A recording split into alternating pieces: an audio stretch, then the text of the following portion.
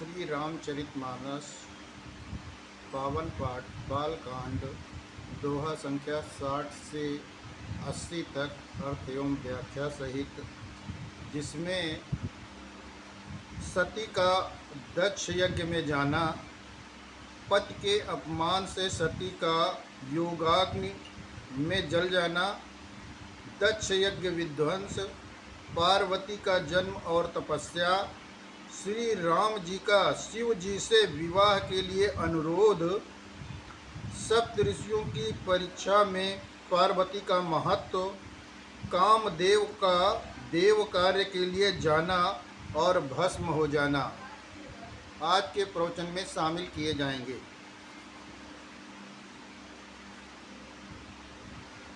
दक्ष लिए पुनि बोली सब, करन लगे बढ़ जाग, नेवते सादर सकल सुर, जे पावत मख भाग।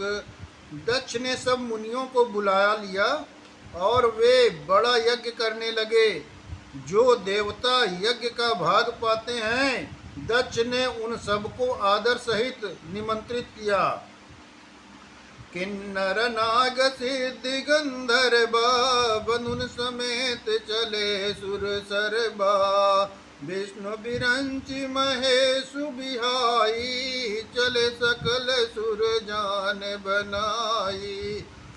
दक्ष निमंत्रण पाकर किन्नर, नाग, सिद्ध, गंधर्व और सब देवता अपनी अपनी स्त्रियों सहित चले।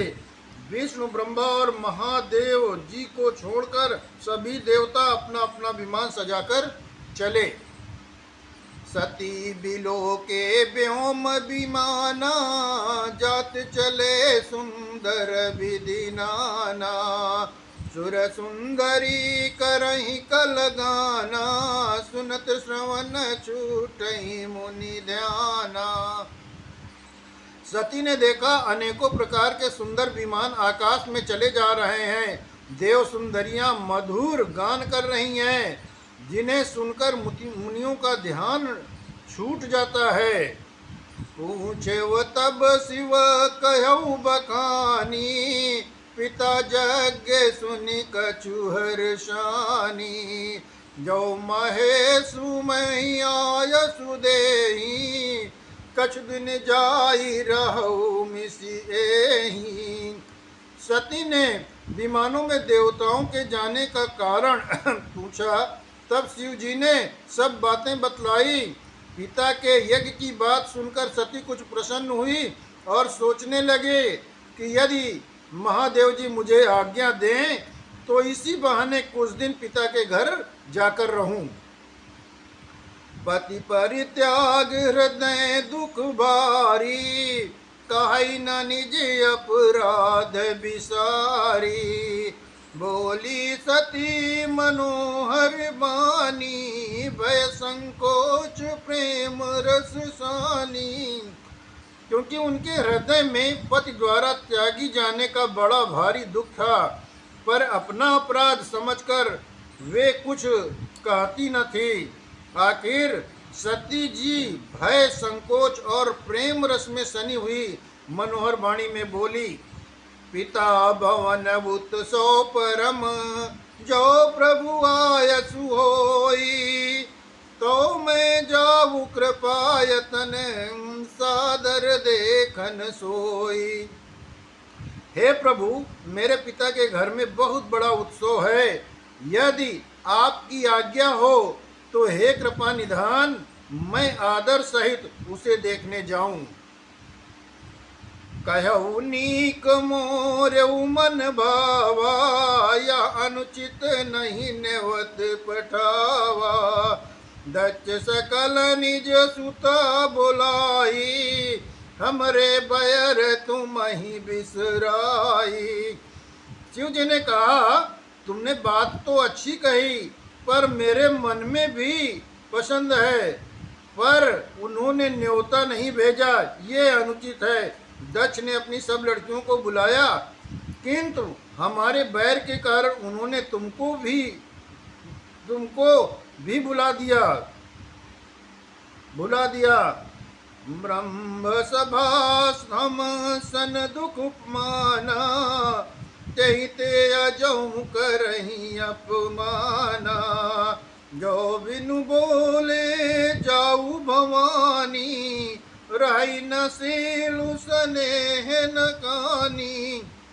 एक बार ब्रह्मा की सभा में हमसे अप्रसन्न हो गए थे, उसी से वे अब भी हमारा अपमान करते हैं। हे भवानी, जो तुम बिना बुलाए जाओगी तो न शील स्नेह ही रहेगा और न मान मर्यादा ही रहेगी। यद्यपि मित्र प्रभु पितु गुरु गेहा, जाई बिनु बोलेऊ न संदेहा। तदपि विरोध मान जहाँ कोई, तहाँ गए कल्याण न होई। यद्यपि इसमें संदेह नहीं है कि मित्र, स्वामी, पिता और गुरु के घर बिना बुलाए भी जाना चाहिए, तो भी जहाँ कोई विरोध मानता हो उसके घर जाने से कल्याण नहीं होता। भांति अनेक शंभु समुझावा, भावी बस न ज्ञान उर आवा। कहा प्रभु जाऊ जो भी नहीं बुलाए, नहीं भली बात हमारे भाए। शिव जी ने बहुत प्रकार से समझाया, पर होनहार बस सती के हृदय में बोध नहीं हुआ। फिर शिव जी ने कहा कि यदि बिना बुलाए जाओगी तो हमारी समझ में अच्छी बात न होगी। कही देखा हर जतन बहु, रही न दक्ष कुमारी। दिए मुँह के गण संग तब, विदा कीन त्रिपुरारी। शिव जी ने बहुत प्रकार से कहकर देख लिया, किंतु जब सती किसी प्रकार भी नहीं रुकी, तब त्रिपुरारी महादेव जी ने अपने मुख्य गणों को साथ देकर उनको विदा कर दिया। पिता भवन जब गई भवानी, दक्ष त्रास काहू न सन्मानी। सादर भले ही मिली एक माता, भगिनी मिली बहुत मुस्काता। भवानी जब पिता दक्ष के घर पहुंची, तब दक्ष के डर के मारे किसी ने उनकी आवभगत नहीं की। केवल एक माता भले ही आदर से मिली, बहिनें बहुत मुस्कुराती हुई मिली। दक्ष न कछु पूछी कुशलाता, सती बिलो की जरे सब गाता। सती जाई देखऊ तब जागा, कतऊ न दीख शंभु कर भागा। दक्ष ने तो उनकी कुछ कुशल तक नहीं पूछी। सती जी को देखकर उल्टे उनके सारे अंग जल उठे। तब सती ने जाकर यज्ञ देखा तो वहां कहीं शिव जी का भाग दिखाई नहीं दिया। तब चित चढ़ऊ जो शंकर कहऊ, प्रभु अपमान समुझ उरुदयऊ। पाछिल दुख न हृदय अस व्यापा, जस यह भयऊ महापरितापा। तब शिव जी जो कहा था वो उनकी समझ में आया। स्वामी का अपमान समझकर सती का हृदय जल उठा। पिछला पति परित्याग का दुख उनके हृदय में उतना नहीं व्यापा था जितना महान दुख इस समय पति अपमान के कारण हुआ। यद्यपि जग दारुण दुख नाना, सबते कठिन जाति अवमाना। समुझितो सती भयऊ अति क्रोधा, बहुविध जननी कीन प्रबोधा। यद्यप जगत में अनेक प्रकार के दारुण दुख हैं, तथापि जाति अपमान सबसे बढ़कर कठिन है। ये समझकर सती को बड़ा क्रोध हो आया। माता ने उन्हें बहुत प्रकार से समझाया बुझाया। शिव अपमान न जाई सही, हृदय न होई प्रबोध। सकल समय हटी हठ की तब बोली बचन सक्रोध, परंतु उनसे शिव जी का अपमान सहा नहीं गया। इससे उनके हृदय में कुछ भी प्रबोध नहीं हुआ।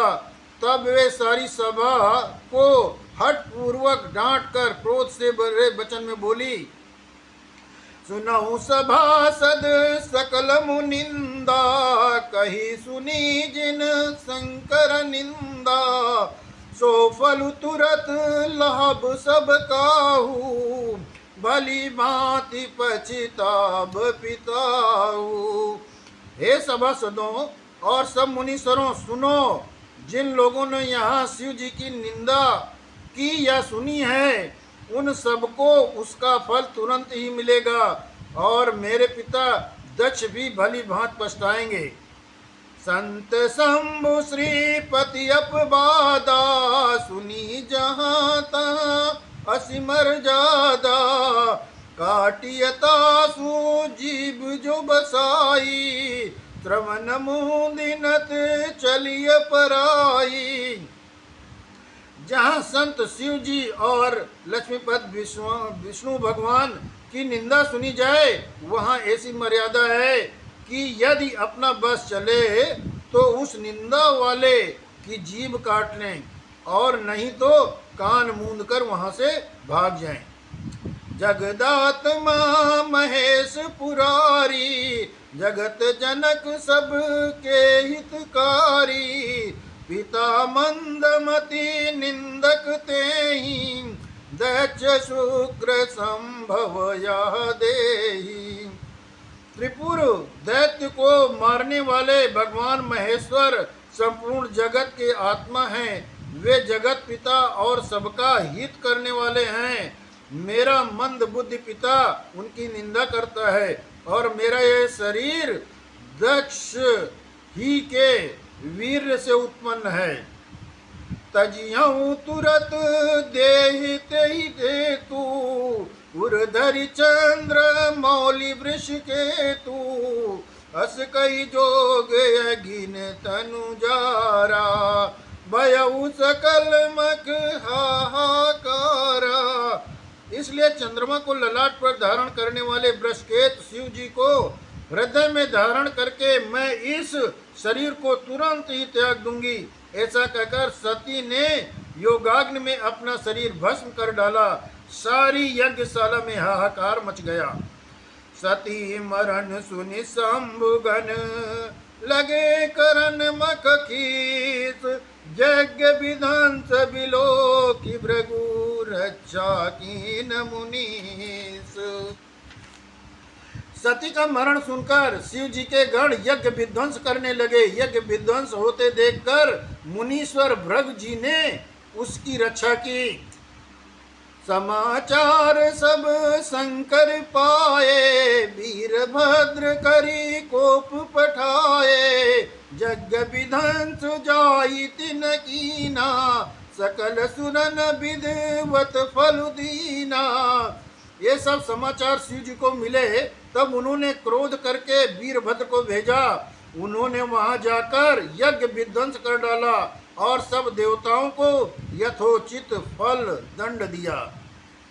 मैं जग भय जग विदित दक्ष गति सोई, जस कछु शंभु विमुख कह होई, या इतिहास सकल जग जानी, ताते मैं संक्षेप बखानी। दक्ष की जगत प्रसिद्ध गति वही गति हुई जो शिवद्रोही की हुआ करती है। ये इतिहास सारा संसार जानता है, इसलिए मैं संक्षेप में वर्णन किया। सती मरत हरि सन बरु मांगा, जन्म जन्म शिव पद अनुरागा, तई कारण हिम गिर गृह जाई, जनमी पार्वती तनु पाई। सती ने मरते समय भगवान हरि से ये वर मांगा कि मेरा जन्म जन्म में शिव जी के चरणों में अनुराग रहे। इसी कारण उन्होंने हिमाचल के घर में जाकर पार्वती के शरीर में जन्म लिया। जब ते उमा शैल गृह जाई, सकल सिद्धि संपत्ति तह छाई। जहाँ तहाँ मुनि न सुआश्रम कीने, उचित बात ही में भूधर दीने। जब से उमा जी हिमाचल के घर जन्मी, तब से वहाँ सारी सिद्धियां और संपत्तियां छा गई। मुनियों ने जहाँ तहाँ सुंदर आश्रम बना लिए और हिमाचल ने उनको उचित स्थान दिए। सदा सुमन फल सहित सब द्रुम नव नाना जाति, प्रगति सुंदर शैल पर मनिया कर बहुभांति। उस सुंदर पर्वत पर बहुत प्रकार के सब नए नए वृक्ष सदा पुष्प फल युक्त हो गए और वहाँ बहुत तरह की मड़ियों की खाने प्रकट हो गई। सरिता सब पुनीत जलु बहाई, खग मृग मधुप सुखी सब रहाई। सहज बयरु सब जीवन त्यागा, गिर पर सकल करही अनुरागा। सब नदियां में पवित्र जल बहता है और पक्षी पशु भ्रमर सभी सुखी रहते हैं। सब जीवों ने अपना स्वाभाविक बैर छोड़ दिया और पर्वत पर सभी परस्पर प्रेम से रहते हैं। सोह शैल गिर जागृह आए, जिमि जनु राम भगति के पाए। नित नूतन मंगल गृहतासु, ब्रह्मादिक मही जसु जासु।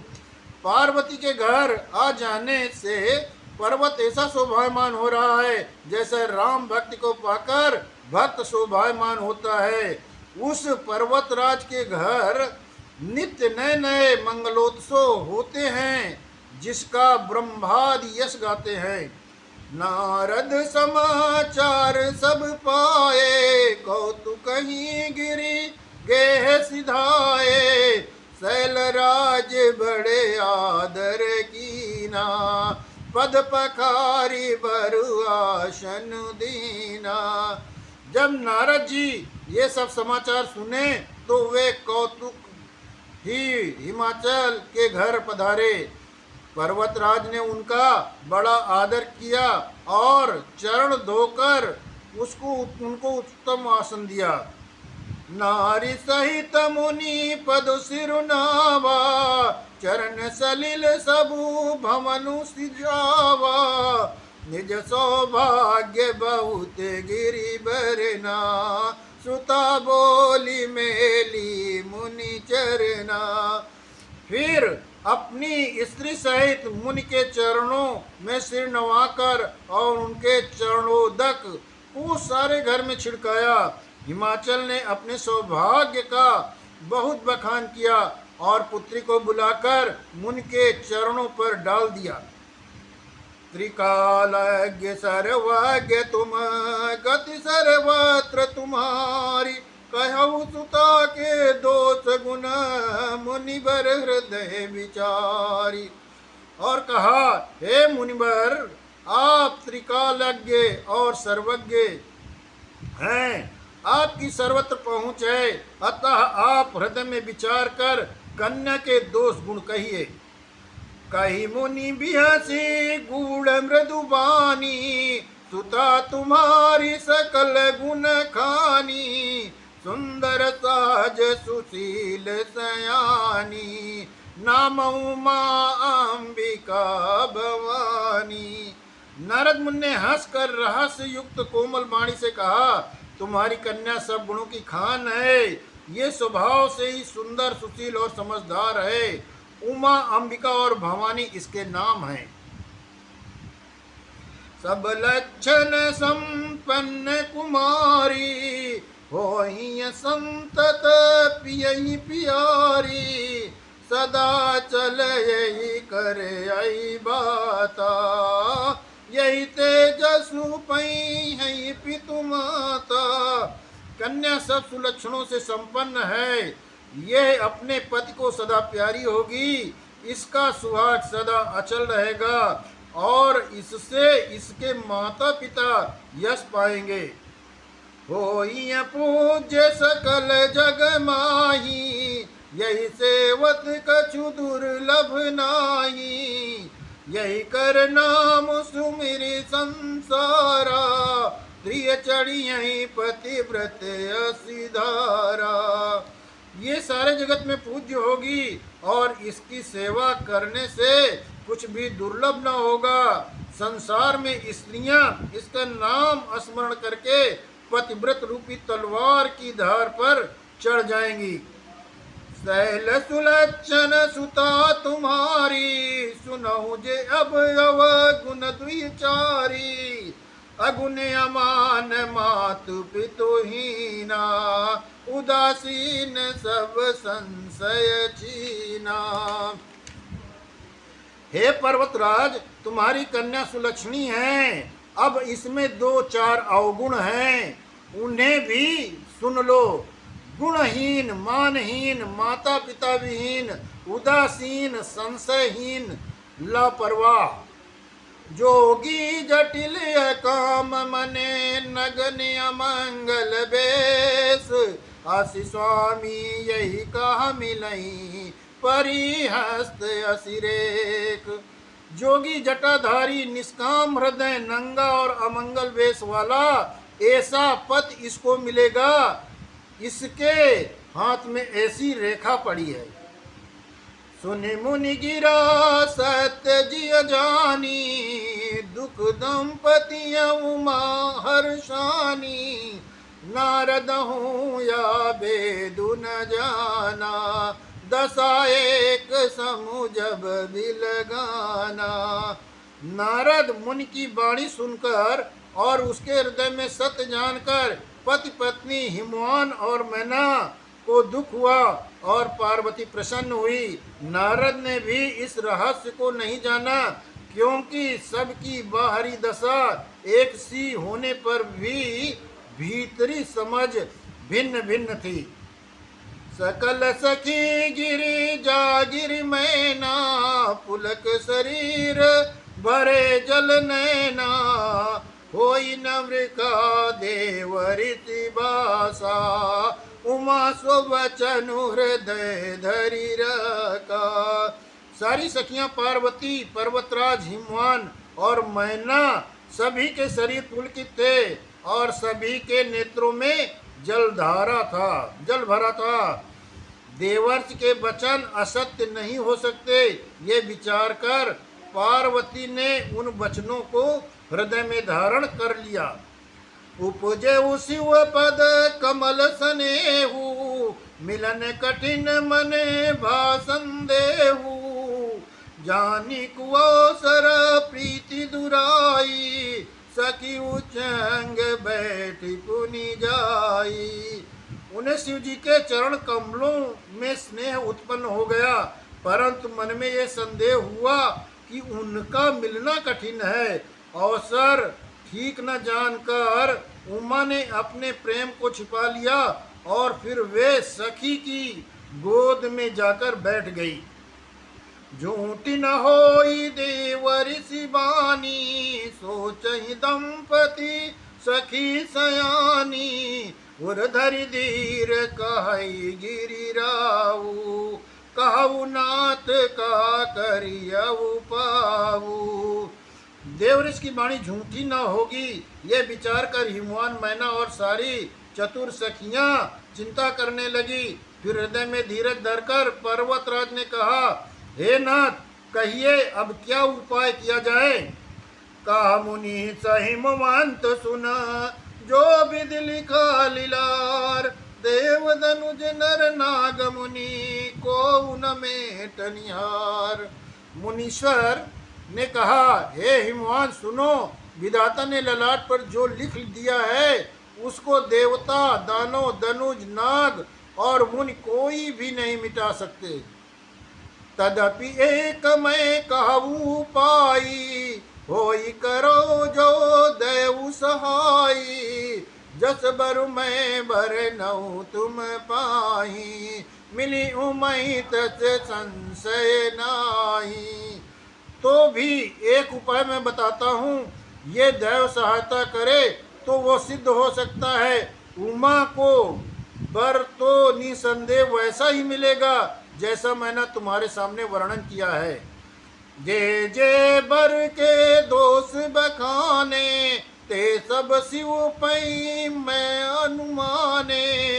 जो विवाह शंकर सन होई, दो सौ गुण सम का सब कोई। परंतु मैंने वर के जो जो दोष बतलाए हैं, मेरे अनुमान से वे सभी शिव जी में हैं। यदि शिव जी के साथ विवाह हो जाए तो दोषों को भी सब लोग गुणों के समान ही कहेंगे। जो वसी से जो शयन हरि करही, मुद कछु तिन कर दोष न धरही। भानु कृषानु सर्व रस खाई, तिन कहा मंद कहत को नाही। जैसे विष्णु भगवान शेषनाग की शैया पर सोते हैं तो भी पंडित लोग उनको कोई दोष नहीं लगाते।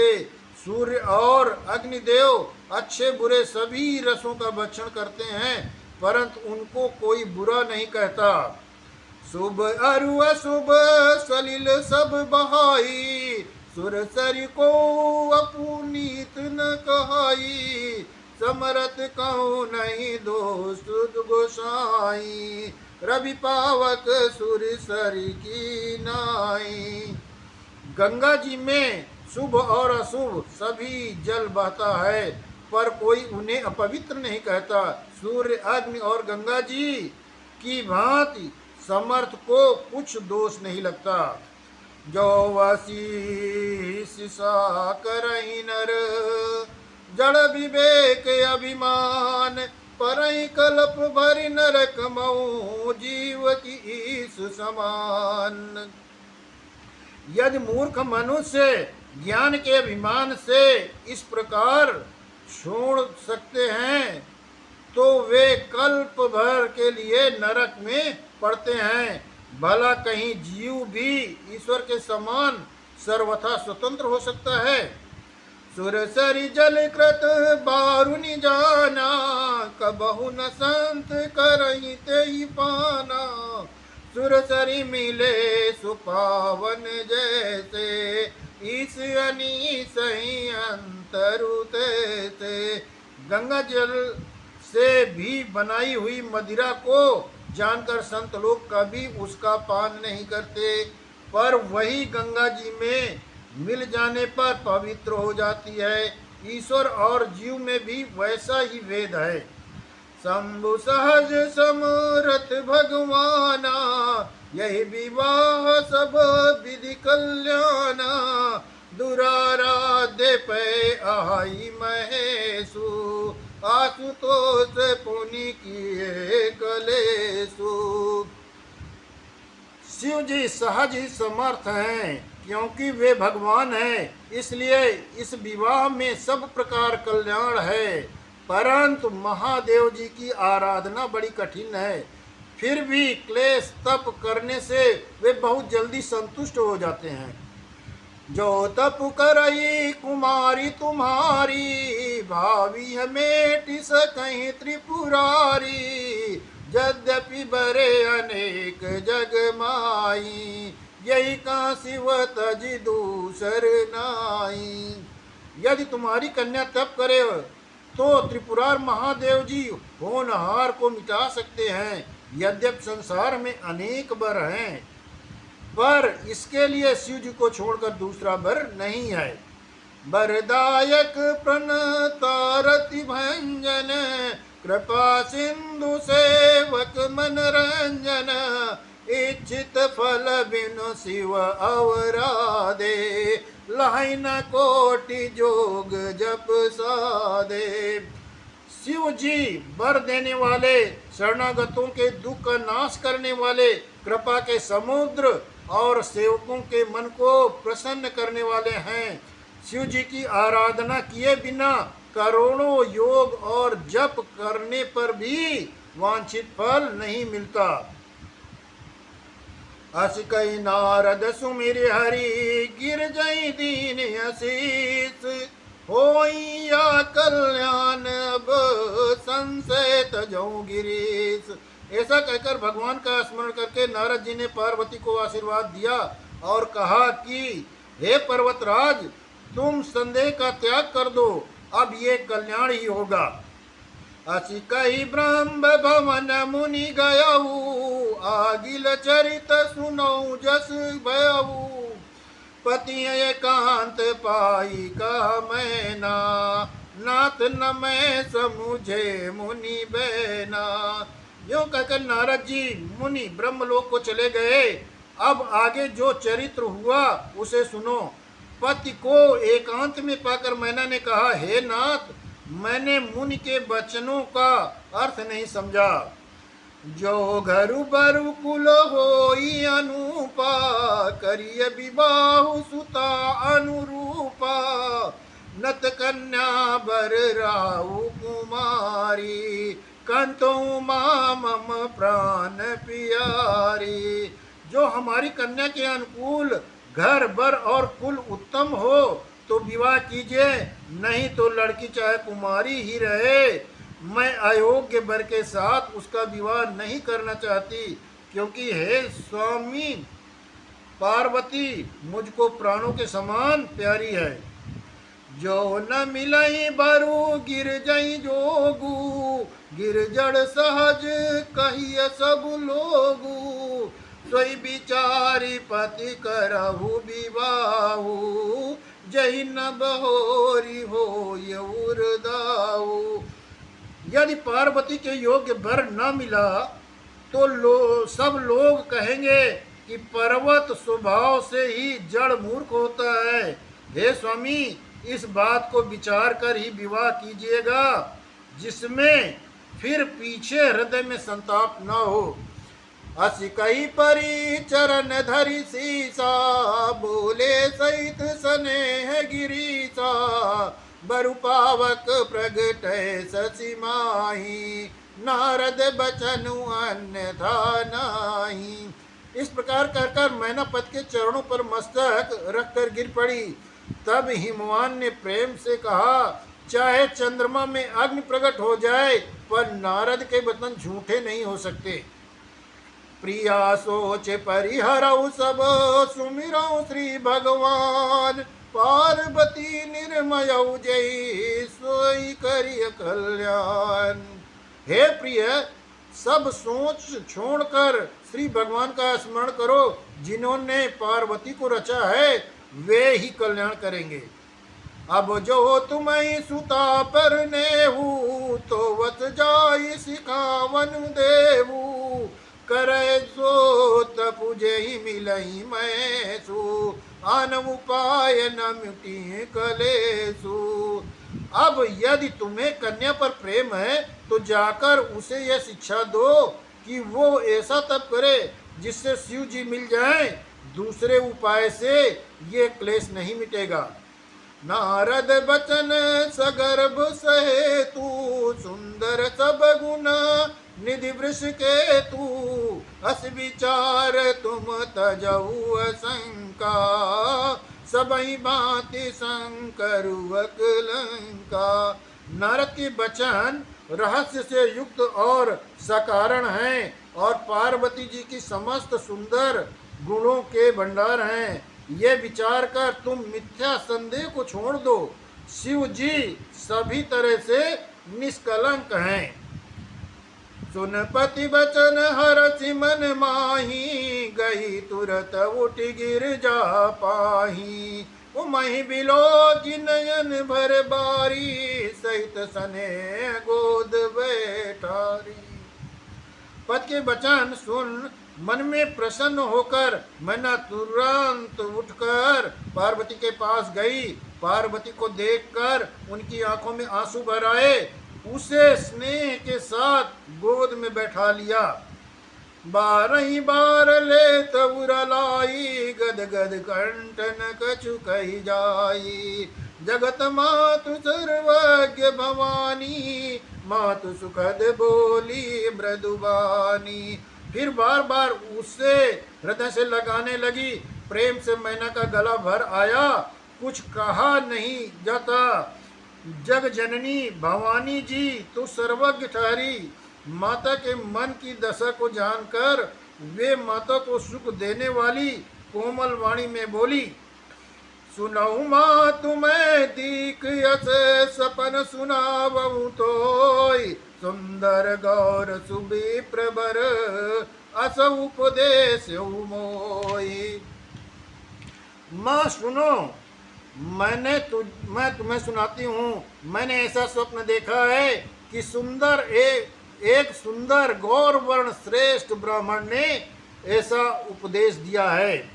करही जाई तपु शैल कुमारी, नारद कहा सुसत्य विचारी। मातु पिता ही पुनिया मत भावा, तप सुख प्रद दुख दोष न सावा। हे पार्वती, नारद ने जो कहा है उसे सत्य समझकर तू जाकर तप कर। फिर यह बात मेरे माता पिता को भी अच्छी लगी। तप सुख देने वाला और दुख दोष का नाश करने वाला है।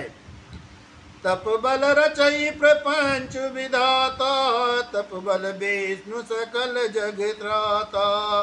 तप बल सामु करई संहारा, तप बल से सुधरई मई द्वारा।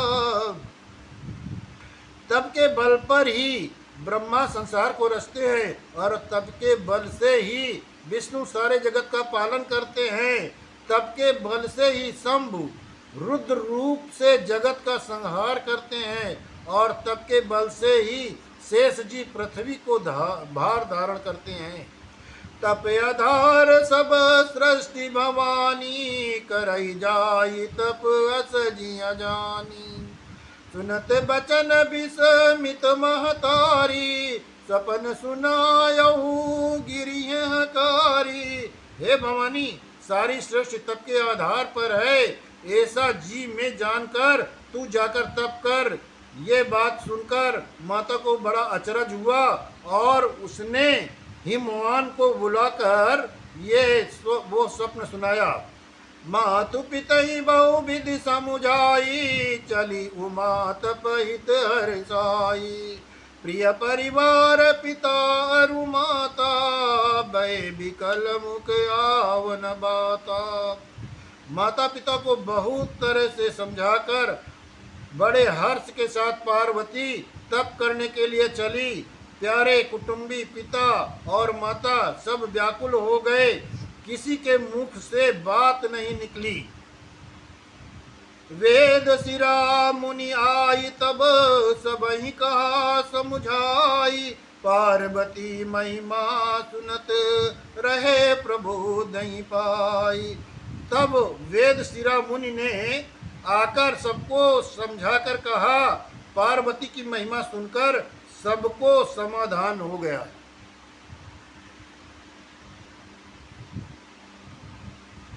उर्धरि धीर उर्धरि उमा प्राणपति चरना, जाई विपिन लागी तपु करना। अति सुकुमार न तनु तप जोगु, पति पद सुमिर तजऊ सब भोगु। प्राणपद शिव जी के चरणों को हृदय में धारण करके पार्वती जी वन में जाकर तप करने लगी। पार्वती का अत्यंत सुकुमार शरीर तप के योग्य नहीं था, तो भी पति के चरणों का स्मरण करके उन्होंने सब भोगों को त्याग दिया। नित नव चरण उपजे अनुरागा, बिसरी देह तपहि मनु लागा। सम्मत सहस मूल फल खाए, सागु खाई सत बरस गमाए। स्वामी के चरणों में नित्य नया अनुराग उत्पन्न होने लगा और तप में ऐसा मन लगा कि शरीर की सारी सुध बिसर गई। 1000 वर्ष तक उन्होंने मूल और फल खाए, फिर 100 वर्ष साग खाकर बिताए। कछु दिन भोजन बारी बतासा, किए कठिन कछु दिन उपवासा। बेल पाती मई परई सुखाई, 3 सहत सम्मत सोई खाई। कुछ दिन जल और वायु का भोजन किया और कुछ दिन कठोर उपवास किया। जो बेल पत्र सूख कर पृथ्वी पर गिरते थे, 3000 वर्ष तक उन्हीं को खाया। मुनि परिहरे सुखान्यऊ सुखान्यऊ परना, उमई नाम तब भयहु अपर्णा। देखी उमई तप खीन शरीरा, ब्रह्म गिरा भय गगन गंभीरा। फिर सूखे पर्ण पत्ते को छोड़ दिए, तब पार्वती का नाम अपर्णा हुआ। तब से उमा का शरीर क्षीण होकर आकाश से गंभीर ब्रह्मवाणी हुई। भयउ मनोरथ सुफल तब सुन गिरिराज कुमारी, परिहर दुसा कलेश सब अब मिली हैं त्रिपुरारी। हे पार्वती पर्वत राजकुमारी, सुन, तेरा मनोरथ सफल हुआ। तू अब सारे असहाय क्लेशों को, कठिन तप को त्याग दे। अब तुझे शिवजी ही मिलेंगे। अस तपु काहु न कीन भवानी, भय अनेक धीर मुनि ज्ञानी। अब उर धरऊ ब्रह्म बरबानी, सत्य सदा संतत सुचि जानी। हे भवानी, धीर मुनि और ज्ञानी बहुत हुए, पर ऐसा कठोर तप किसी ने नहीं किया। अब तू इस श्रेष्ठ ब्रह्मा की वाणी को सदा सत्य और निरंतर पवित्र जानकर अपने हृदय में धारण कर। आवे पिता बुलावन जबहि, हठ परिहर घर जायउ तबहि। मिलहि तुम्हि जब सप्त ऋषि सा, जानऊ तब प्रमाण बागीसा। जब तेरे पिता बुलाने आवे, तब हट छोड़कर घर चली जाना, और जब तुम्हें सप्तऋषि मिले, तब इस वाणी को ठीक समझना। सुनत गिरा विधि गगन बखानी, पुलक गात गिरजार शानी। उमा चरित सुंदर मैं गावा, सुनऊ शंभु कर चरित सुहावा। इस प्रकार आकाश से कही हुई ब्रह्मा की वाणी सुनते ही पार्वती प्रसन्न हो गई और हर्ष के मारे उनका शरीर पुलकित हो गया। याज्ञवल्क्य जी भरद्वाज जी से बोले कि मैंने पार्वती का सुंदर चरित्र सुनाया, अब शिव जी का सुहावना चरित्र सुनो। जब ते सती जाई तनु त्यागा, तब ते शिव मन भयउ विरागा। जपई सदा रघुनायक नामा, जाता सुनई राम गुण ग्रामा। जब से सती ने जाकर शरीर का त्याग किया, तब से शिव जी के मन में वैराग्य हो गया। वे सदा श्री रघुनाथ जी का नाम जपने लगे और जहाँ जहाँ श्री रामचंद्र जी के गुणों की कथाएं सुनने लगे। चिदानंद सुख धाम शिव विगत मोह मद काम, विचरई मई धरि हृदय हरि सकल लोक अभिराम। चिदानंद सुख के धाम, मोह मद और काम से रहित शिव जी संपूर्ण लोकों को आनंद देने वाले भगवान श्री हरि श्री रामचंद्र जी को हृदय में धारण कर भगवान के ध्यान में मस्त हुए पृथ्वी पर विचरने लगे। कतहु मुनि न उपदेश ज्ञाना, कतहु राम गुण करहि बखाना। यद्यपि अकाम तदपि भगवाना, भगत बिरा दुख दुखित सुजाना। वे कहीं मुनियों को ज्ञान का उपदेश करते और कहीं श्री रामचंद्र जी के गुणों का वर्णन करते थे। यद्यपि सुजान शिव जी निष्काम हैं, तो भी वे भगवान अपने भक्त सती के वियोग के दुख से दुखी है। यही विध गयउ काल बहु बीती, नित नय होई राम।